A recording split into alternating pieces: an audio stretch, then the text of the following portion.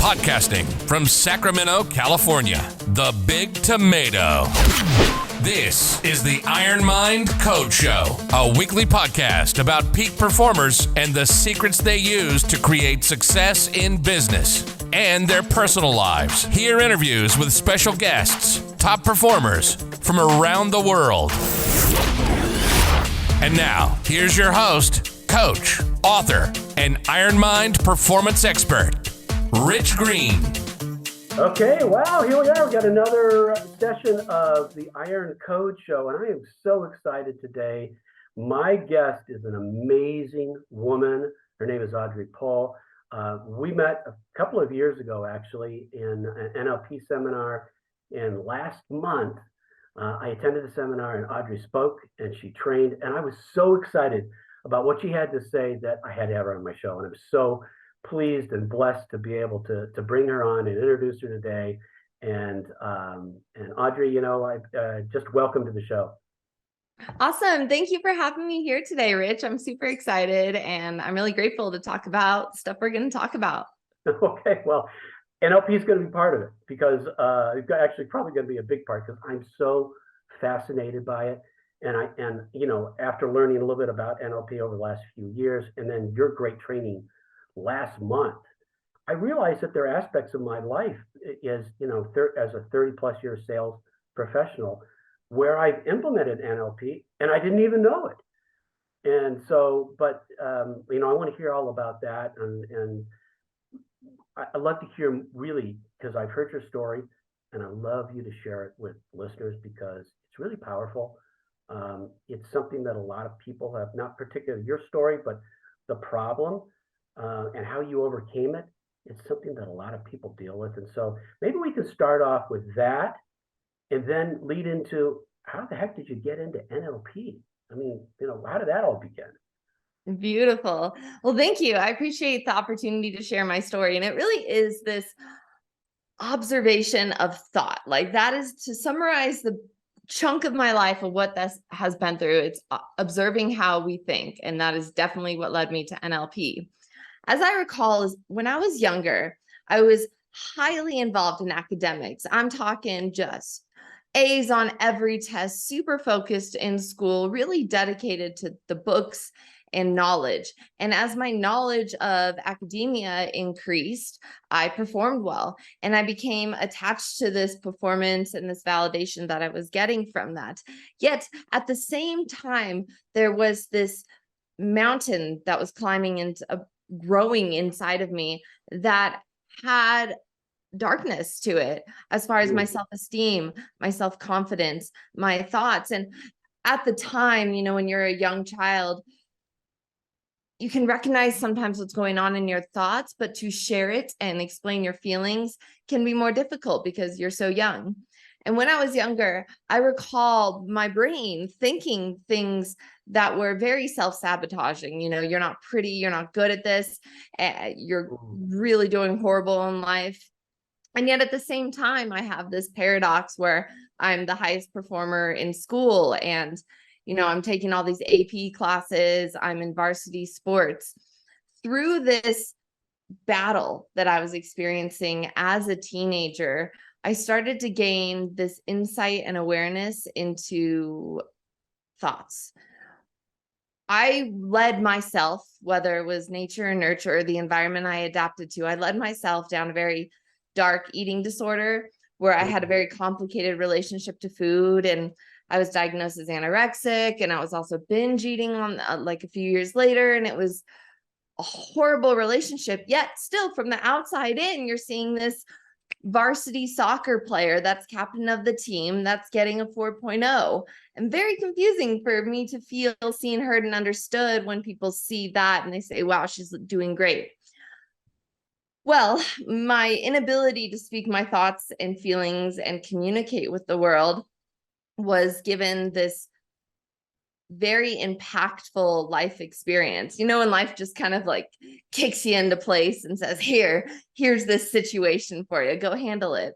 Right. At 18 years old, I was diagnosed with thyroid cancer. Oh. And from the moment I was diagnosed, again, it wasn't about the mindset that I was in. And if any doctor had asked that little 18-year-old girl, what are you eating and how are you thinking about yourself? I would have said, oh, what do you mean food? Like, I don't really eat that much food unless I eat like a whole day's worth of food in a couple of hours. And then thinking about myself, well, I mean, I have notebooks that talk about how much I hate myself. So what I believe now is this opportunity for me to relearn my voice.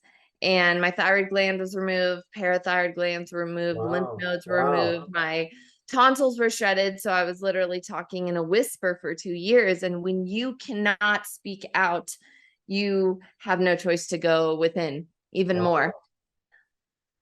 That's got to be scary.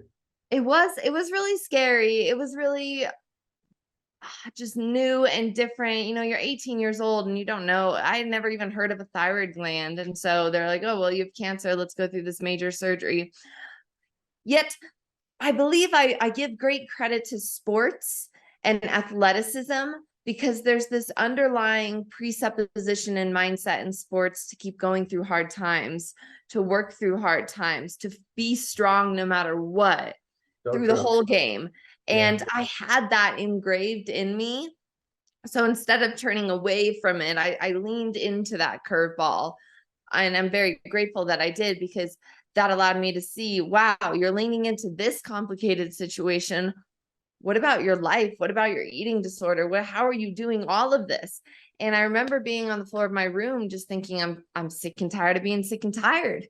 And this awakening happened when I was 18 years old to help me relearn my entire way of being, and especially the way that I was communicating with myself and communicating with other people.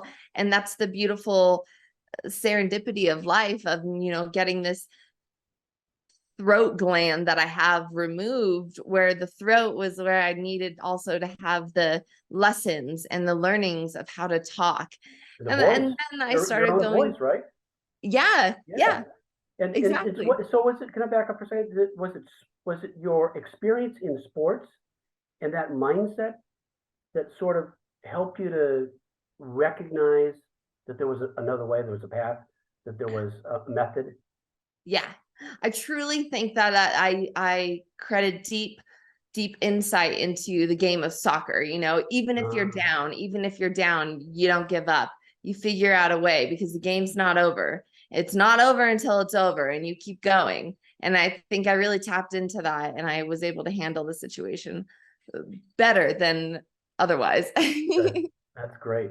You know, I obviously, you know that I've got a lot of experience in extreme sports as well. So I think that's the connection, that mind connection that I love about that spark, about how you started to help find your voice, literally your internal voice and your throat voice. Yeah. And those mindsets, when you pick that up and you finally realize, like, oh, there's this thing called a mindset. There's this thing that I can decide to think a certain way about. That was the discovery in the early 20s. And when I was still in the fitness industry, I was healing in many deep levels through my self-esteem, healing my relationship with food, and healing my throat and the surgery that I went through. Coming into this idea of mindset, then I just started to feel that fire of, oh, I have the capability to change.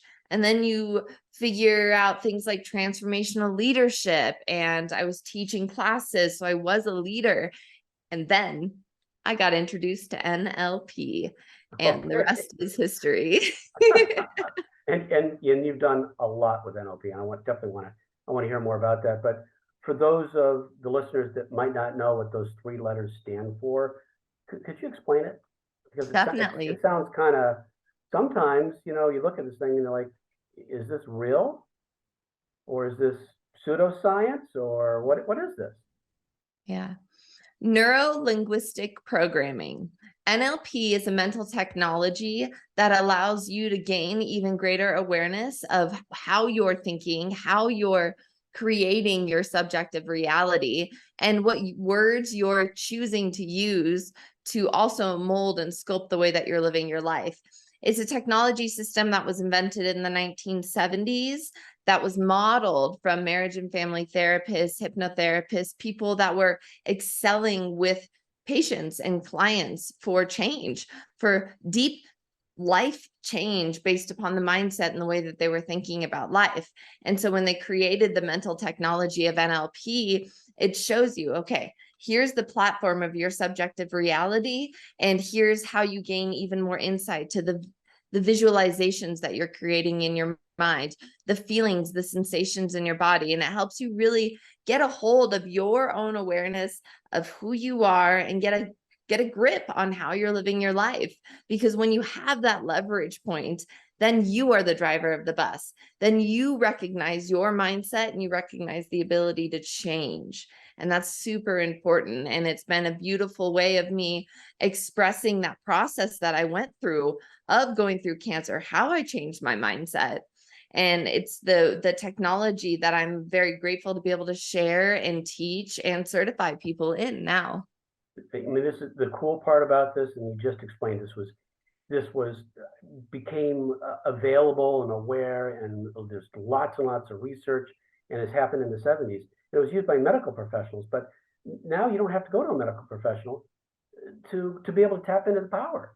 I mean, it's Right. available for anybody who wants to be able to tackle a problem or change their life or just, recharge something about themselves. And it sounds Yeah. like that's, and I know you do a lot in that area and you help a lot of people with this technique. Yes. NLP is the system that allows you to level up the way that you're creating your life. Cool. That's so cool. So how did you, and I know that you had this self-awareness that started to occur, and that's when maybe the healing process and finding your voice began. But how did NLP, how did you come to discover that as what is now a foundation for you as far as helping people? Beautiful serendipities of life. And I worked at a gym and we were doing bear crawls on the floor one day for like Oh, 3 minutes. And if you're crawling on the floor for 3 minutes, you're going to try and talk about stuff because you don't want to, focus on the time of how long you're those are crawling. hard to do. Yeah. Highly recommend though. Highly recommend I for know. sure. It's so easy a baby can do it too. And when we were crawling, there was one of the clients, and he's usually an afternoon client. I was a morning trainer, and we were talking about leadership. And I was at that time really into the concept of leading leaders, right? Not creating followers. You're showing with your leadership how other people can express their own leadership as well. And the client was talking about, oh, I hold leadership seminars. And I said, well, that's fascinating. I would love to go to one. Cut two, I go to my first 3-day NLP event and I discover that there's this thing called neuro-linguistic programming that is tapping into the linguistics, the language of the neurological programmings that you've been experiencing in your life. And it was right away this opportunity for me to jump into what I wanted. I was ready. I was so ripe and ready for that opportunity because that was the opportunity to become a life coach. And from there, I did NLP practitioner training, which I've done 7 times now, and I've taught 9 of them.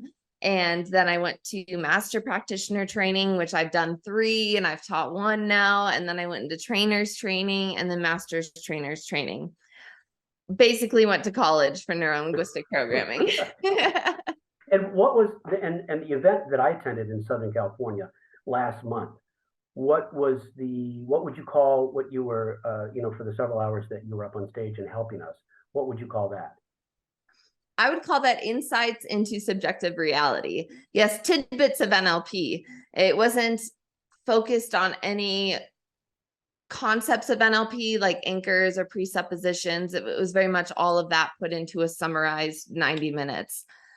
This is how you're dealing with your life. If you're saying words that have identity frames to them, you're going to relate to, I am depressed, I am an introvert, I am lazy. You're utilizing identity structures of your sentences that will create that connection. And that's the words you choose to use out of your mouth. Aubrie, I'm curious because, I do the Ironman triathlon, which is kind of, for me, it's a long day. Being kind of an older guy, Kind of. 140-mile race. And during that race, I'm talking, and sometimes, I finished in 13 and a half hours, and sometimes it's almost taken me 17 hours to finish. And during that race, I'm talking to myself in my head a lot. Is that NLP? Yes, that is the neurolinguistic programming that you are experiencing. So instead of seeing NLP as this thing that's outside of you, NLP is something that we've been doing our entire life. We've constantly been creating the thoughts in our mind, the feelings in our body. We've been having visualizations of who we want to be. Those are all part of the neurolinguistic programming that we experience. So and I've said to myself sometimes, I just can't do this. This hurts so much. The pain is intense. And then the next thought will be, you know what? You just got to finish this. You've already put 10 hours into it. You can go for another 6 hours. That negative and that positive thoughts, are those both NLP? Yeah, we actually call those modal operators of impossibility to modal operators of necessity. Because think about it, you say, I just can't, right? There's the mode that you're operating by. The modal operator is can't. You are in a mode of impossibility when you say that to yourself. Can't, right? I had a trainer friend that said can't means won't, and you can think about that. And then you also you reframe yourself. And this other part of your vocalization internally comes up and says, well, I've got to. So then you switch yourself to a modal operator of necessity by saying, got to finish. Interesting. So I've just given kind of you a sports example because we both are passionate about athletics and sports. Exactly. This can work in anything in life, like in business, right? And I coach a lot of people in business. And there are a lot of people that are business owners and entrepreneurs that are listeners of this podcast. And I'm wondering if this is something that can help them as well.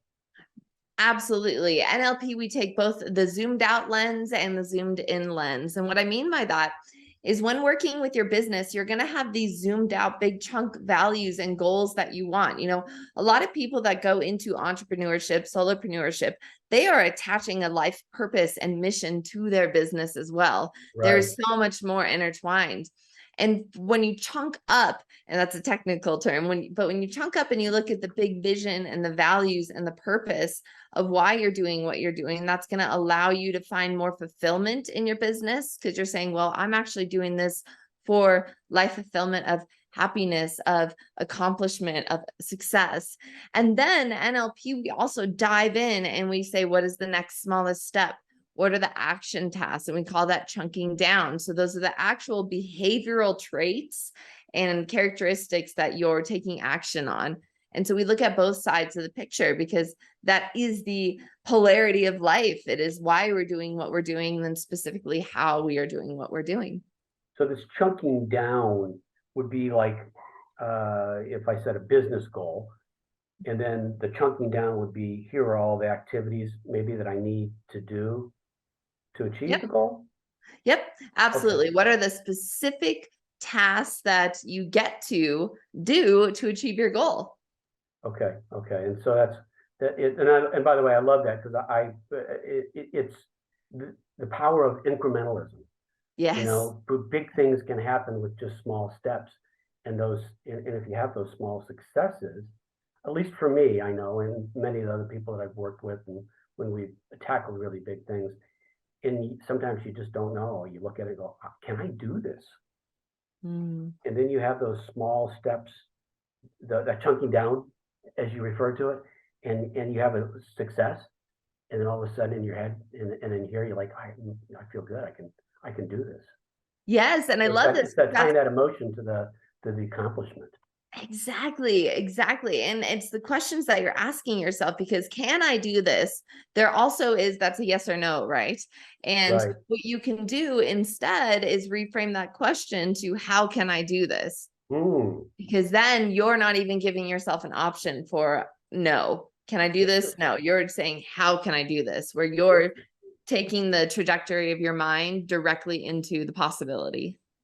So if I were to make that question, if I saw something that I wanted to go after, and I asked the question of myself, can I do this? Is that the first step to negativity, to maybe setting myself up for either failure or not deciding to do it? Well, now we're talking about programming, right? If people Yeah, have been programmed and adapted to some negative stimulus and maybe this negative refix, maybe they have a part of themselves that has self-esteem issues or experiences in the past where they're like, well, can I do this? And then that old programming says, you can't do this. This is impossible. Who do you think you are to think that you could be one of these people? And if you have been accustomed to that programming, you might go there. So a way to release from the negative programming is to ask yourself questions that are sending you straight to the yes, which would be, how can I? got Because it. I then that love old negative mind can't even come in, because you're not even saying like, you're going to be able to say no. You're saying this is going to happen. that is so powerful. I love that. If I ever ask myself that question again, can I do it? I'm automatically I'm gonna do this. I'm automatically gonna shift and say, what can I do? To make Yes, this happen. exactly. That's so cool. That's So that's a simple great and tip. yet so profound, so generalized. You said a word that resonated with me. It was programming, and I work with a lot of people in technology, and in software sales and computers and hardware, and the mind really is nothing more than a computer. It's a biological computer, right? I mean, I shouldn't say nothing more. It's a lot more than that. But what I think I hear you saying is, I can I can be a programmer and I can reprogram my mind using NLP techniques. Yes. And we constantly are. And maybe when we were younger, we were adapting to the environment. And without that higher level awareness, we fell into certain programmings, right? I fell into programmings of low self-esteem, self-sabotage, like really bad behaviors for my mind and body. I don't blame anyone. I actually take cause of it and say, well, that was just the adaptation. Yet once you have the beacon of awareness, you are no longer off the hook. When you recognize that your mind is also programming yourself towards negativity, towards low self-esteem, you get to take that knowledge right there and say, wow, I own this. I don't know why I got this way. Maybe there's no specific reasons, and I have all the responsibility now to shift. And then you shift and mold and create the life that you want. Okay, so one of the things that I love is I'm a real process person. I love steps, and I think I heard a bunch of steps in there. Number one being self-awareness. Totally. If you were to break what you just said down for our listeners into, I don't know, I'm not going to say 3 or 5 steps, but into some steps that they could actually implement in their lives when they're faced with something like this. Is that something you could do and share? Yeah. The beautiful first step of self-awareness. And this can be happenstance, an accident, when you catch yourself and you're like, oh, this is the point of no return. I realize that I've been my issue the whole time. Or that awareness can be more effort. And you say, well, what do I get to recognize about my life right now? That beacon of awareness is definitely number one. Number two is to then paint the compelling future. So to know your outcome is number two, because once you recognize where you are, then what? Okay. Right. Well, then instead of saying, well, I don't want to be lazy. Well, I don't want to self-sabotage anymore. Well, I don't want to eat those bad foods or do those guilty pleasures anymore. Start to paint the compelling future of what you do want, what can be possible. So 1 is awareness. 2 is to know your outcome so you can start painting the compelling future. Number 3 is to stay flexible. Stay in the flow, and to really know that if we get so strict with ourselves and thinking there's only one way to our outcomes or goals, we might not find the super secret ways that life shows us how to get there as well. And so staying flexible means open to the experiences that life also presents to you, so you can mold and shift and change. And that could be shifting the business around. If you notice on year 3, you progress the first 2 years, and year 3 kind of stays standstill. Maybe the formula you've been working the last 2 years isn't the formula to continue forward with. That doesn't mean you're doing things wrong or bad or anything. It means that you get to be flexible and work with what's showing you right now. And that flexibility is super important because that keeps you on your toes and it keeps you flowing with your life and still progressing. And then the fourth one is to just keep repeating the steps until you get your goal. That's cool. That's 4 steps, really easy. Yeah. You know, the flexibility thing, I'll have to admit, one of the things that, especially when I train, I'm always challenged with is getting to the right body weight. Because, you know, even an extra few pounds can make a huge difference. Yeah. When you're talking about a 140-mile race, and you know, the strenuous nature of what you're doing. And sometimes I've caught myself with my diet. I'll say, you know, I have a goal of what I will and will not eat during the day, and sometimes I blow it. And there have been times, I'm going to admit, where I've just said, well, okay, I didn't make it for the day, so I should just eat whatever I want to eat, and then I'll start over again tomorrow. That might have been one of those great opportunities for me to say, be flexible. Yeah. You know, it didn't work out exactly the way you planned it, but you don't need to chuck it. Yes, a beautiful example. And what did work out, you know, it's so funny because that was a lot of the nights when I had my eating disorder for a good 10 years, you know, it was, oh, well, I already messed up a little bit today, so might as well throw the whole day off the rocker, eat all the foods, not exercise. And it's this black and white mindset instead of being flexible in the moment and say, you know, that was the experience, or maybe your workout's not doing good today, or the training that you're trying to do, you know, you hit this many miles, you hit 3 miles instead of 5. You still did 3 miles. You're still taking small steps. And although those steps look different than what you thought needed to happen, you painted the compelling future of running 5 miles. And when you got to mile 2, your body started to say, not today, let's just do 1 more. Instead of saying, well, I didn't do the other 2 miles, it's, well, I did 3 miles. And how can that be enough today? Because you're also considering getting out of your head and into your body, and what your body is showing you in that day. That is the most flexibility, is to be present with how your body is responding to the day too. So powerful. I'm gonna remember that next time I mess up on my diet. Thank you. Yeah. Go easy on yourself. You know, you're doing great. And that's probably good advice for everybody too. When things don't go the way you expect them to go, don't throw in the towel. Go easy on yourself. Be flexible, and just continue.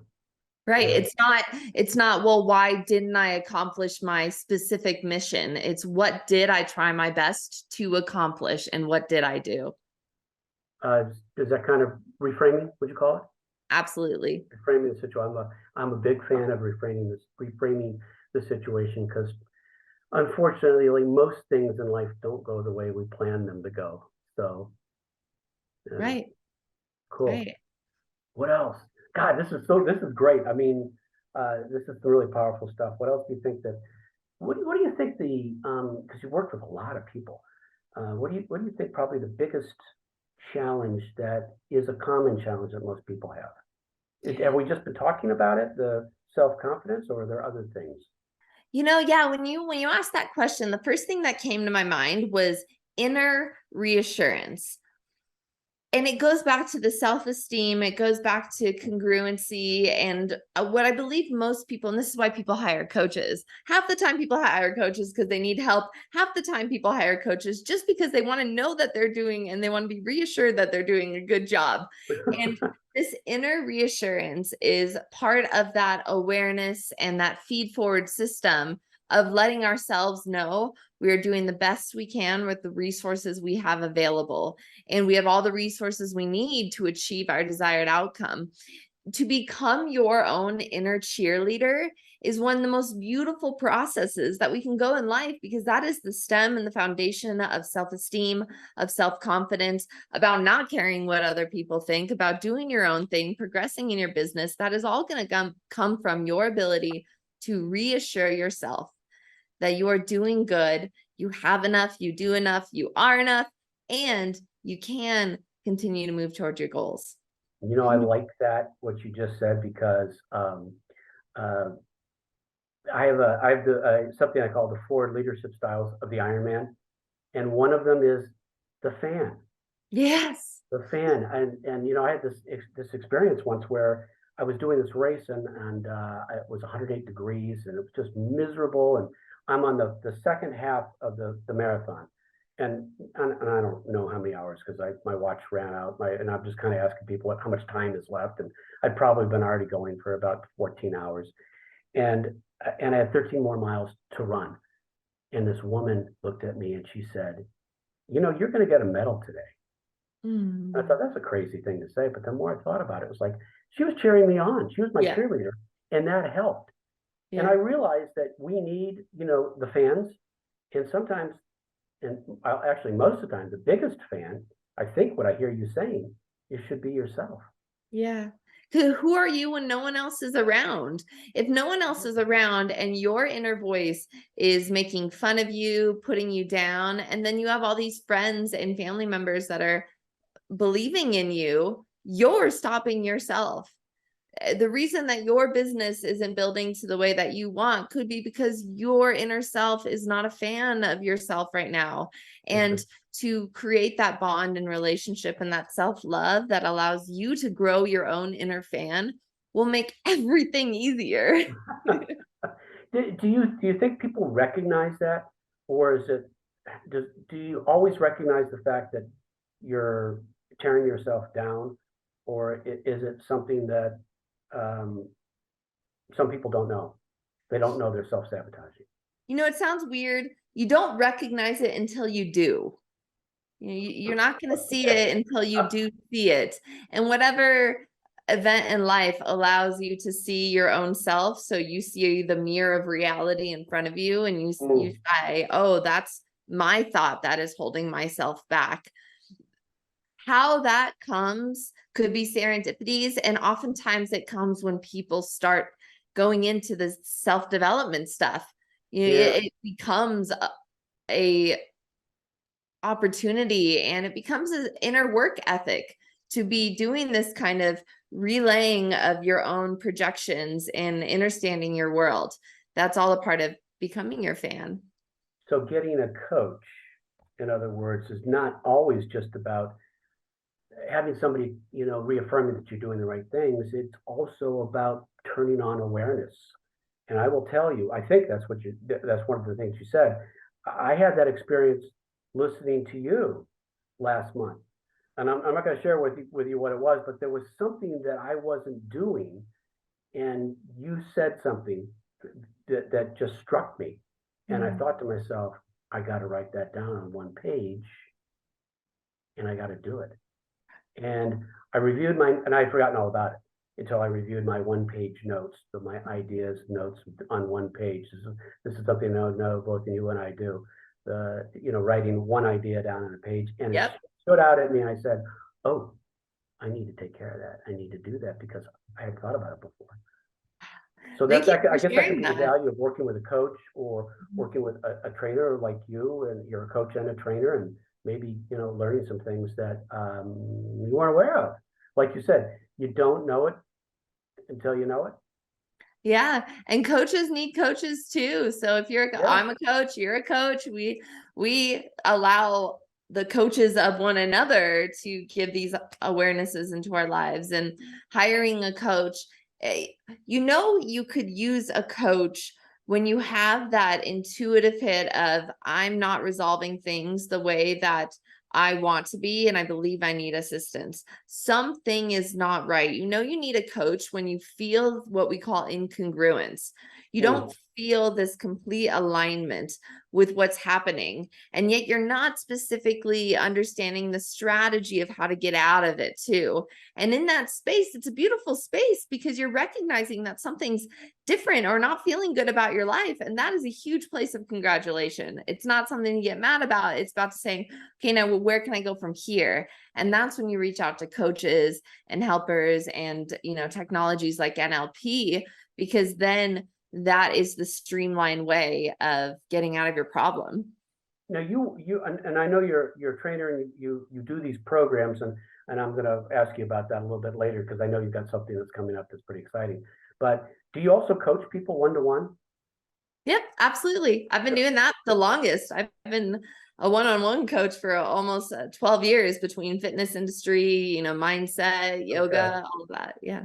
Well, I'm big mindset, and I'm big fitness too. I have and I believe in coaches, by the way, folks. Everybody that has listened to me before knows that I have a business coach, that I've got a triathlon coach, that I have a swimming coach, that I have a running coach. I have all of these three different coaches, all these different coaches because they all do different things. Yeah.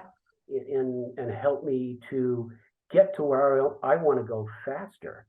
And I think that's really the key.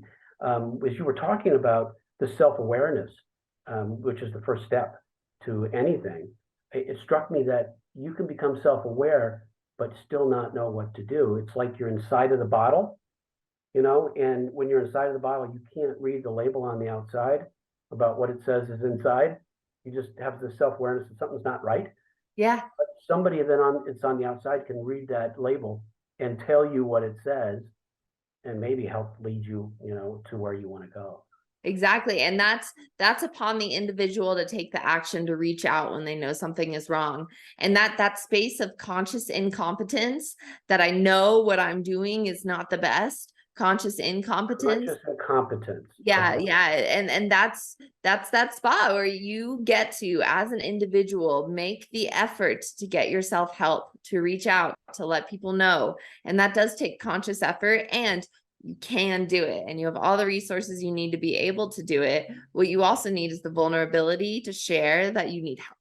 Yeah, right. You know what? Vulnerability is huge. And I don't think, at least when I was growing up, that was something that we were taught was a strength. Mm-hmm. To actually recognize a vulnerability. We were taught to, at least I was, to push it aside, pretend that it's not there, and appear to be something else than you are. And I get all of that because you get some of that's ego, right? And some of that's just survival techniques that people use. Yeah. But there's strength in recognizing vulnerability and then being able to admit it and show it and get help for it. Yeah, I agree. And thanks for pointing out, the waves of community and collective consciousness, how it's been shifting. And we've definitely found more progression towards this emotional intelligence of, yeah, we know we're accomplishing all the goals, but how do you feel? And there is a little bit of focus on that. And I'm not saying that everyone gets a trophy. Definitely not. I'm not. Right. I like, and I appreciate, right. I like and appreciate the esteem and the grit that comes from putting emotions aside to get shit happen in your life. Right. I'm totally in for that. And I do find myself experiencing a lot of benefits from also being aware of my emotions and when I don't feel good about something. I think it's the gentle balance. Again, there's just a few decades that separate us, and the times are so different, and they're so exciting because I remember you would never admit you didn't, especially when you got into business. You first got that first job. At least many experiences I had where you wouldn't want to admit that you didn't know something because you'd look incompetent. Right. And I think and you're talking about that cultural shift. I think it's much more common today for people to say to themselves, I'm competent, but I don't know everything. And and when I don't know something, I'm going to admit it and try to find the help that I need so that I can be successful, and I can make the other people that I'm working with successful and make the company that I work for successful. And so it's a very exciting time. I love it. I love it because I know that there was probably a previous programming of even going to therapy or getting a life coach where it was like, oh, that you need help. You're incompetent, Right. So my parents, they don't do that therapy thing, but I'm a millennial. So, I hit up my friends and I'm like, oh, I'm just seeing my therapist today or my life coach. My friends are like, yes, okay, great. This is so good. And we celebrate the ability to reach out for help. Well, believe it or not, some of us boomers recognize it and adopt it and use it and to great success. So Bravo, but I'm so glad that there's a change in this culture, and I hope it continues to grow and change. And you're one of the people that's helping to make that happen. this has been so interesting. I've really enjoyed just learning more about you, learning more about NLP. Thank you for all the great tips for the listeners. And, I know you got this thing that's coming up.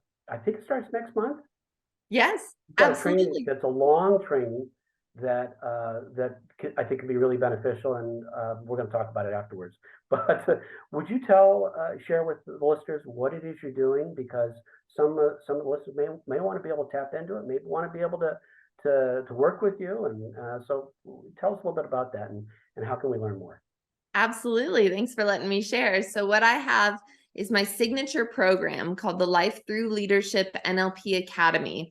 Now, this is the portal and the way to learn all of the concepts in neurolinguistic programming. So it's a transformational seminar is what I call it, because you dive deep into how you're relating to your subjective reality.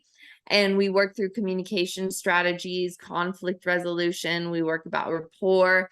It's intrapersonal communication within yourself, and then interpersonal communication. And this exceeds just the specifics of yourself. It goes into business strategies, because that's how you're handling your business. It's a relationship that you have with business. And it goes into your relationships that you have in life and the way that you're experiencing your life. So I'm very grateful that I've been able to create this program. It's 12 weeks long, starting on October 29th, and then Wow. ending January 7th.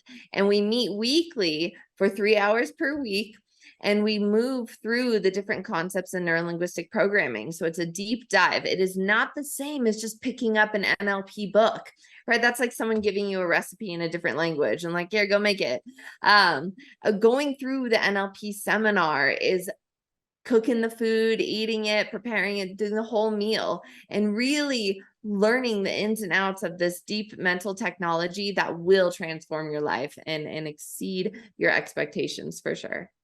Very cool. You talking about cooking food, then eating it, made me think about this old saying that knowledge is power, and I've never believed that. I don't think knowledge is power. It's great to have, but applied knowledge is power. And so you can Yes. read something and have it up here, but if you don't actually put it into effect in your life, it's not powerful. And I think I hear that's what you're going to do over 12 weeks. Absolutely. That's perfect. Applied knowledge is power. So you'll not only learn it, but we go through demos. You work as a practitioner going through the NLP techniques with another student as a practitioner, and then you receive the technique as a client too. So you're learning the self-transformation as somebody holds space for you. And then you're getting certified as a life coach if you choose to go through that route, and you're able to hold the space for somebody else to create the change that's best for them in their life. Wow. So I could take this and become a life coach, but I don't actually have to be coaching. I could just use the knowledge for myself. Absolutely. Yeah, it's pretty much split half and half. Half the people come into the program for pure self-development. This is for me, and this is for my own change. And then about half the people come in and say, I'm already a coach, or I want to be a coach, and I really want to help people through this. Great. So how can we find out more about that? Amazing. So my website, that's the easiest way, is lifethroughleadershipnlp.com. I'm also available on social media. I'm on Facebook and Instagram. You can just search my name, Aubrie Pohl, and it'll come up. And that's where you're getting videos of, NLP amazing codes and content. And to reach out to me personally, go through my website. Cool. We'll make sure that that's all in the notes, so that the listeners can click in. They can find out more about you, and hopefully if they want to take advantage of your 12-week program, they can do that as well. Now, I never finished our time together without asking a question, and this is a really important question, because it's the question that everybody wants to know in life, and that's what this program is about. It's the code. It's the IronCode Show. It's the code that each of us uses, and each of my guests use, to become successful. It could be a formula, it could be a process, it could be a motto or a belief. So Aubrie, what's your code? With my personal story and my experiences and the wisdom of my 30 years in life, I will share that my code is hope plus relentless resourcefulness in your life. And that will give you all you need. Awesome. Hope plus relentless resourcefulness. Awesome. Thank you so much for joining us. Really appreciate it. It's been a pleasure. It's been interesting. And again, folks, if you want to engage with Aubrie, if you want to take their program, go to her website. I have all the information in the notes. Aubrie, thanks so much for joining us today. Thank you. I appreciate you holding the space for this conversation and bringing this kind of content to your listeners. So much appreciate you and everything you do. All right, cool. All right, till next time, what's your code? Thanks for listening to the Iron Mind Code Show with Rich Greene.